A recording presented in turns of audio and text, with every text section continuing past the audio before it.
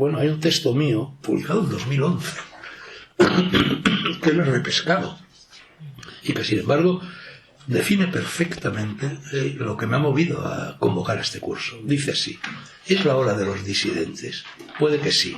Tenemos ya casos muy significativos.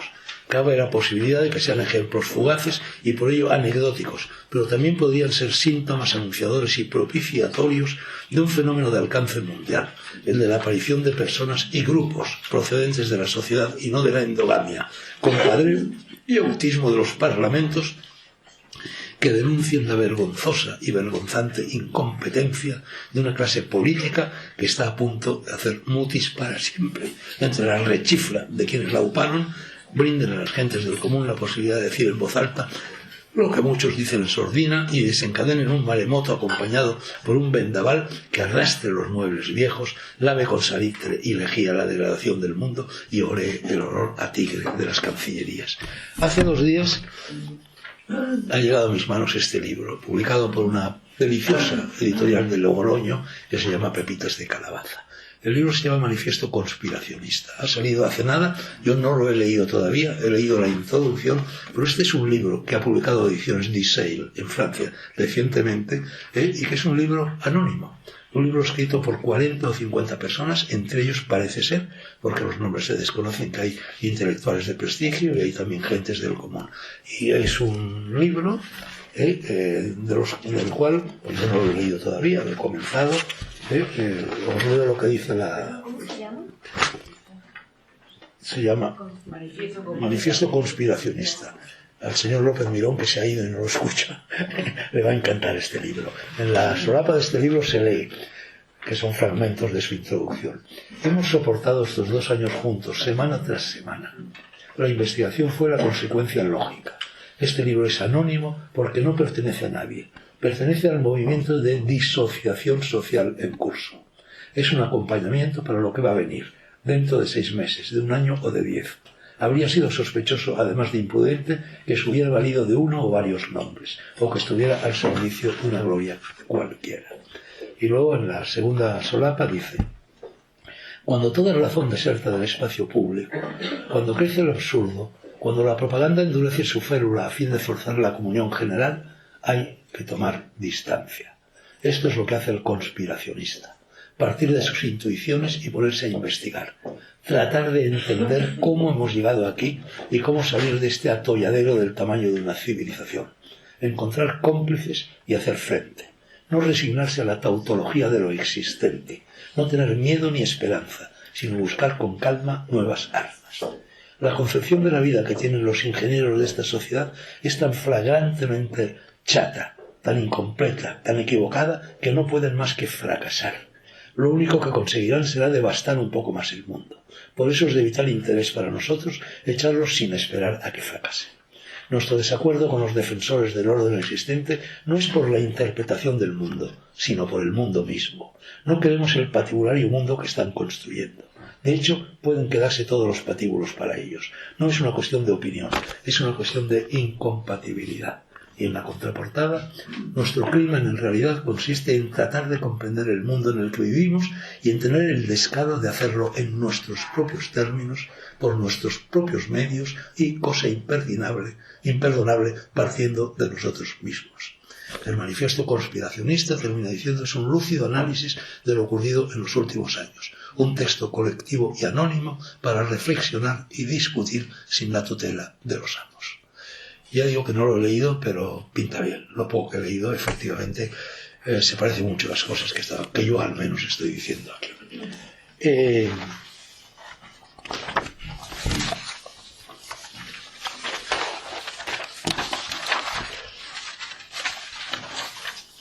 A lo largo de los 2 últimos años yo he entrado en contacto con un filósofo incipiente, no muy conocido, argentino, que se llama Diego Chiaramoni, y que el otro día me envió un artículo que ha aparecido en el mejor periódico español cultural que existe en estos momentos, no sé si lo conocéis, es El Manifiesto, dirigido por Luis Portella, que alguna vez ha tomado la palabra en este curso. Y Diego Chiaramoni ha publicado en El Manifiesto hace aproximadamente 1 año, menos de 1 año, este artículo. cuyo titulillo inicial, cuya entradilla inicial dice: une a los intelectuales del establishment su progresismo edulcorado, su discurso políticamente correcto y su elevación de la democracia al principio sagrado. Es cierto, la democracia se ha convertido en una religión, en la religión monoteísta de nuestro tiempo. Y leo algunos fragmentos de este artículo. Cuando uno comienza una meditación cuyo pivote es un término de peso, lo aconsejado por los sabios es recurrir siempre a la etimología, es decir, a la raíz íntima de su sentido. Claro está, si creemos que las palabras dicen algo sobre la esencia de las cosas y no son solo meras convenciones. Aprender a hablar, aprender a leer. Disentir es un verbo transitivo que en primera instancia hace alusión al hecho de no consensuar, de estar en disconformidad o posicionarse en una perspectiva distinta. Cuando el disentir se eleva por encima de lo meramente lógico y compromete al hombre entero, una actitud que creemos se presenta como solidaria al disentir es el no concordar, es decir, la ausencia de comunicación con respecto al otro corazón.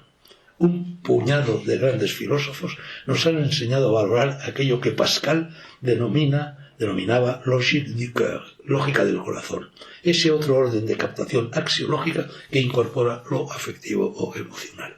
No es una casualidad que en mi novela de culto, tan de culto que Emma se la ha leído 27 veces y se la sabe de memoria, 28, una más, se llama El camino del corazón.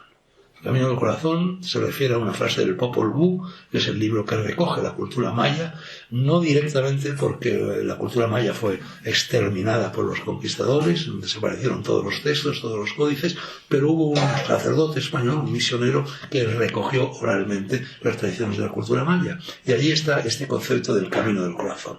Mi novela El camino del corazón lleva una cita, que es del Popol Vuh, este libro maya, que dice: cuando tengas que escoger entre dos caminos, procura elegir un camino que tenga corazón. Quien escoge el camino del corazón no se equivoca nunca. Disentir procede del latín dissentire, cuya composición expresa un prefijo intensivo. Dis, separación, opción por otra ruta, seguir otro camino, y el verbo sentire, que expresa la percepción integral de una situación. Disentir significa entonces no ajustarse al sentir o parecer de alguien, de algo o de algunos. Ahora bien, en el disentir se pueden manifestar dos actitudes: el disentir por simple oposición, es decir, sin razones fundadas, o dos, el disentir como actitud madura, fruto de la autoafirmación. El primero tiene que ver con la rebeldía superficial, que en ocasiones expresa elementos relacionados con el resentimiento, ese fenómeno que Max Scheler definió como una autointoxicación psíquica. El resentimiento surge en ocasiones de la actitud interior frente al valor superior que no puede encarnar, es decir, de la envidia. El segundo se relaciona con la conquista de la propia interioridad, el descubrimiento de sí. Volvemos al Nostradamus, que deviene en una unidad de estilo. Cuando el disentir surge de esta última actitud, se convierte en un arte y como tal dialoga con y obra en la realidad concreta. El disentir, en el sentido que evocamos, guarda como aliada a la virtud de la fortaleza. Hablaba yo de ella hace un momento. La fortaleza, en cuanto a virtud moral, es aquella facultad que nos permite enfrentar, soportar y vencer los obstáculos en la conquista de un bien arduo. Es interesante el aporte de Santo Tomás cuando emparenta la fortaleza a la audacia. Fuerte no es aquel que hace gala de sus cualidades físicas, sino el hombre que enfrenta la adversidad asumiendo el riesgo. La fortaleza es la virtud del salmón, que nada contra la corriente para desovar río arriba, aun a riesgo de su propia muerte. Esta última imagen es la que mejor expresa el arte de disentir en el seno de la vida política, que es el ámbito natural del hombre. La disidencia es el ámbito natural del hombre. No se olviden de esta frase. Pues, ¿qué es el disenso?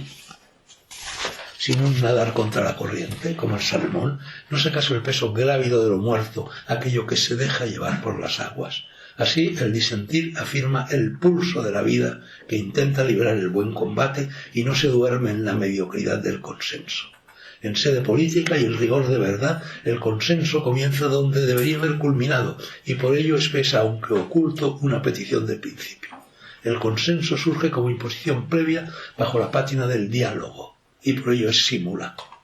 El consenso, dentro de la farmacología democrática, es la droga neutralizante de las jerarquías. y por ello el disentir se erige como respuesta a la homogeneización de los hombres y de los pueblos. El imperio de lo políticamente correcto demoniza el disenso al acusarlo, sin más, de negativo o reaccionario. Es curioso, por cierto, que la palabra reaccionario tenga una connotación negativa, cuando reaccionario es la persona que reacciona. Quien no reacciona está muerto. Hay que ser reaccionario, cada vez más reaccionario. Figura como antetítulo de este artículo los tres Sócrates o los intelectuales del establishment. Se impone pues la pregunta, ¿quiénes son los tres Sócrates? Respuesta, uno, el real, el histórico, el ateniense maestro de Platón. Los otros dos son sus discípulos en el tiempo, por vocación y rúbrica de sangre. Ambos se pierden en la geografía de la periferia europea, pero son, a nuestro modo de ver, dos faros de referencia en la navegación filosófica. Aquí ya habla de esos dos faros de referencia, que son Kierkegaard y Nietzsche. Pero yo quería leeros, lo viene también en este artículo, dice, no hace falta sobreabundar en detalles sobre el Sócrates de Atenas. El magisterio de su palabra, que aún resuena a través de los siglos, la fortaleza moral para sostener la verdad y la solemne entereza para afrontar la muerte, son sólo algunas razones para elevar su figura en el arte de disentir. Frente a sus acusadores, en el juicio más famoso de la historia, Sócrates toma la palabra y sostiene. Esto, naturalmente, no lo escribió Sócrates. Lo sabemos pues, por Diógenes, lo sabemos por Platón, lo sabemos por Aristóteles. Sócrates, ante la asamblea de Atenas que lo condenó a muerte, dijo, ni siquiera la vergüenza les ha hecho enrojecer al sospechar que los voy a desenmascarar con hechos y no con simples palabras, a no ser que ellos consideren orador habilidoso aquel que solo dice y se apoya en la verdad. Si es eso lo que quieren decir, gustosamente de reconocer que soy orador, pero jamás en el sentido y en la manera usual entre ellos. Y por Zeus, que no les seguiré el juego compitiendo con frases redondeadas ni con bellos discursos escrupulosamente estructurados como es propio de los de su calaña, sino que voy a limitarme a decir llanamente lo primero que se me ocurra, sin rebuscar mis palabras, como si de una improvisación se tratara, porque estoy tan seguro de la verdad de lo que digo que tengo bastante con decir lo justo, dígalo como lo diga. A mí, por ejemplo, a menudo, cuando me invitan a dar una conferencia, en fin, una charla o algo así, me piden los organizadores un resumen de lo que voy a decir. Yo jamás lo he hecho. Yo siempre digo, no, un momento, lo que yo voy a decir no existe hasta que yo lo diga. Hay que ser espontáneo. Es un hecho, es un acto. No es un organigrama. Y esto es también lo que está diciendo Sócrates. Hay que ser espontáneo en cada momento. Hay que vivir en el mundo de los hechos, no de las palabras. Como puede observarse, el arte de disentir reúne algunas condiciones ineludibles. La espontaneidad, como vehículo de claridad conceptual, la argumentación fundamentada para desenmascarar los falsos discursos y la virtud de la valentía para sostener con la vida aquello que se predica.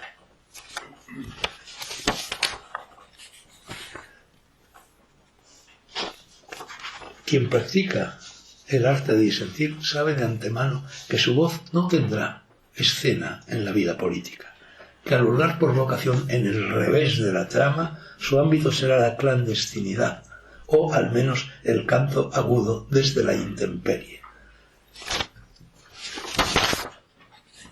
Traemos, añade, a presencia estas tres figuras modélicas del arte de disentir para contrastarla con esa casta omnipresente en todas las épocas, pero que ha ganado rol protagónico en los últimos años, los intelectuales del establishment. La tipología estética es abundante. Los hay de traje a medida, pulcros, bien peinados y también informales, de verbo meloso. Los une su progresismo edulcorado, su discurso políticamente correcto y su elevación de la democracia a principios sagrados. Su ámbito son los medios masivos de comunicación y sus mecenas los padrinos ricos que aportan el montaje de sus obras. Una especie eminente dentro de los intelectuales del establishment son los periodistas. Da verdadero asco en estos momentos leer en España la prensa. Para ellos, o la tele, o la radio. Para ellos, Alberto Buela acuñó el mote de analfabetos locuaces. Y Abel Pose, gran amigo mío, con su estilo depurado los denominaba la patria locutora. El periodista dejó de ser el cronista de la realidad para devenir opinólogo al servicio del consenso. ¿Pero qué consenso? El de ellos, el de los naipes marcados antes de cortar. Otra especie más reducida, pero no menos nefasta, es la de los filósofos mediáticos. Entre nosotros los argentinos, o tanto sucederá en Hispanoamérica o en nuestra siempre querida España, los focos se concentran en una figura que creció al amparo del poder y que, bajo la pose del antisistema, les milita todas las causas a los dueños del mundo: género, aborto, autarquía moral y emancipación nihilista. Todos los caminos de la web conducen a su nombre. Sus libros lucen siempre plumereados en los lugares centrales de las vidrieras. Sus stand-up agotan localidades en los teatros. Es el astro del vodevil filosófico de nuestra época. Su actitud es la del adolescente desafiante ante el lastre de la tradición. Una tradición que evidentemente jamás ha comprendido y mucho menos encarnados. Los progres siempre han sido guapos frente a las estatuas de las plazas o en el silencio de los cementerios y los museos. Nunca ante los hombres carnales que, munidos de una sólida verdad, saben a dónde van. A Sócrates le pagaron con la cicuta. Al filósofo oficial del régimen lo invitan a cenar en programas de televisión. Nosotros intentamos encarnar una voz a contramano de las sirenas de nuestro tiempo, por inconformistas, por amor a nuestra patria chica y a nuestra patria grande, aunque a veces alboree en nuestra vocación aquella terrible escena de Kierkegaard. En un teatro se declaró un incendio en los bastidores. Lo que está pasando en el mundo. Salió el payaso, periodista, a dar la noticia al público. Pero este, creyendo que se trataba de un chiste, aplaudió. Repitió el payaso la noticia y el público aplaudió más todavía. Así pienso yo que perecerá el mundo bajo el júbilo general de cabezas chistosas que creerán que se trata de un chiste. De payasos solo tenemos la ironía y el drama interior que anima nuestra voz. La disidencia termina, es siempre un aviso de incendio. El mismo incendio que convoca este libro de manifiesto conspiracionista. Bueno, voy a terminar, ella sola, leyendo unos poemas. Ya he dicho antes que la poesía es la voz oracular, la voz sapiencial de la literatura.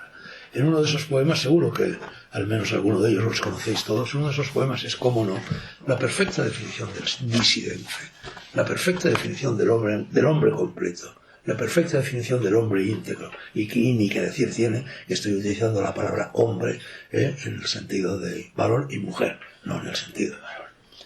Es el If de Kipling. Hay muchas traducciones, es muy difícil traducir la poesía. Si puedes mantener la cabeza en su sitio cuando todos la pierden y te culpan por ello, si confías en ti cuando los otros desconfían y les das la razón, los dejas correr.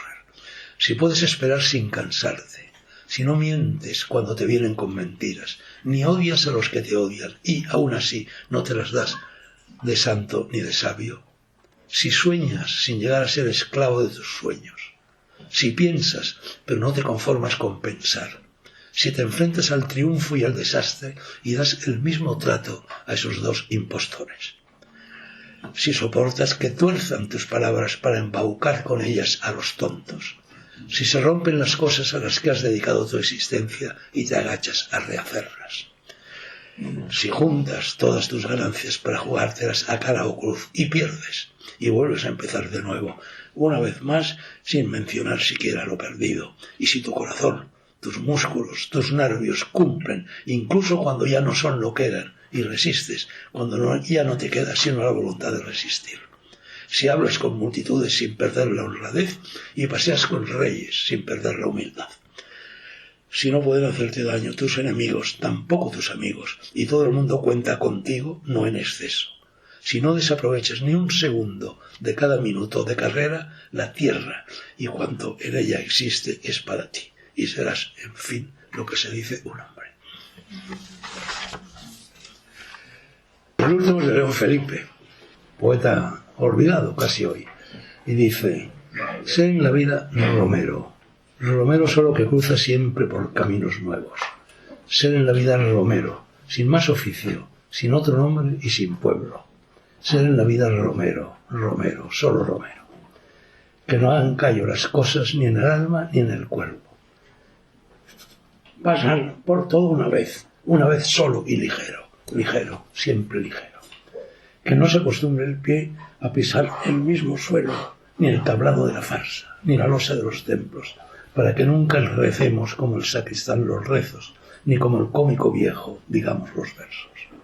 La mano ociosa es quien tiene más fino el tacto en los dedos, decía el príncipe Hamlet, viendo cómo cavaba una fosa y cantaba al mismo tiempo un sepulturero. No sabiendo los oficios, los sabemos con respeto. Para enterrar a los muertos como debemos, cualquiera sirve, cualquiera, menos un sepulturero. Un día todos sabemos hacer la justicia, también como el rey hebreo la hizo Sancho, el escudero y el villano Pedro Crespo. Que no hagan callo las cosas, ni en el alma ni en el cuerpo. Pasar por todo una vez solo y ligero, siempre ligero. Sensibles a todo viento y bajo todos los cielos. Poetas, nunca cantemos la vida de un mismo pueblo, ni la flor de un solo huerto. Que sean todos los pueblos y todos los huertos nuestros. Eso es Raúl Sepúlveda. Ya, se acabó.